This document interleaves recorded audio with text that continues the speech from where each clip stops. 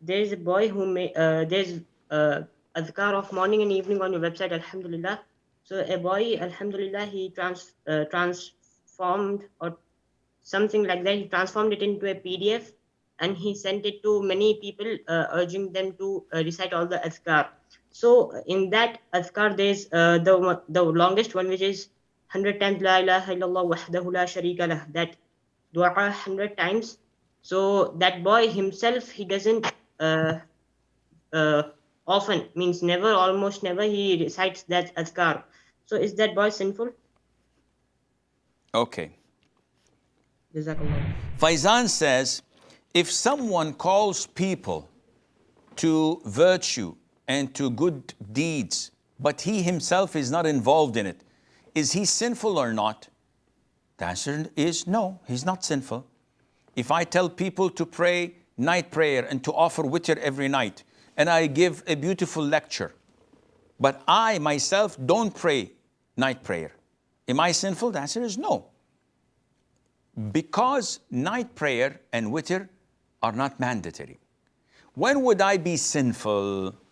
I would be sinful when I ask people to do mandatory things while I'm skipping it, and to refrain from haram things while I'm involved and engaged in it, while they don't know, while I am not remorseful for that. You see, when Allah tells us to do something or to stay away from something, there are 4 things that we must do. 1, to do what Allah tells us to do. 2, to advise people to do these things. 3, to refrain from what is haram. 4, to prohibit and forbid people from falling into that haram. So these 4 things I'm obliged to do. Now, if I'm capable of advising people, Akhi, you have to pray in the masjid. The prayer of the masjid is the difference between a believer and a hypocrite and the reward you're getting. I'm also obliged to go to the masjid myself. But if I fail from going to the masjid, this means I've done 1 out of 2. Now, what is the reason for not doing it?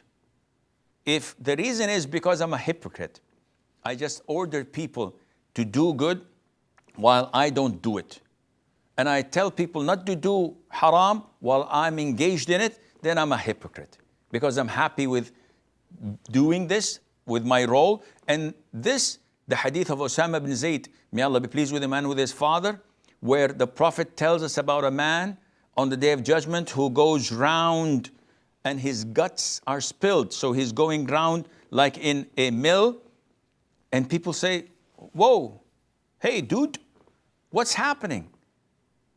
When we were in dunya, you used to tell us to do good and forbid us from doing bad. So what's cooking? He says, well, I used to tell you to do good and not do it myself. And I used to prohibit you from doing haram and fall in it myself.